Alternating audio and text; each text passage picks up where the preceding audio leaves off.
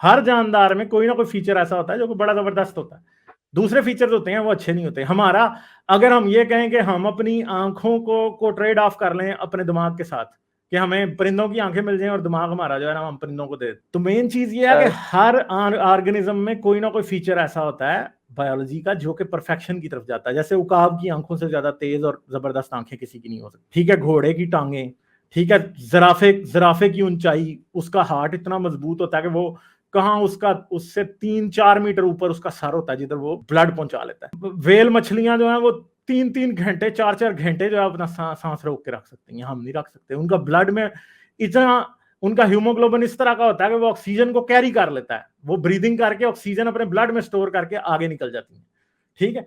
तो ये सारी चीजें एवोल्यूशन ने किसी ना किसी चीज को कहीं ना कहीं परफेक्शन दी हुई है। अब ये समझना कि इसका कोई प्लान होगा किसी का, नहीं है इसका प्लान, क्योंकि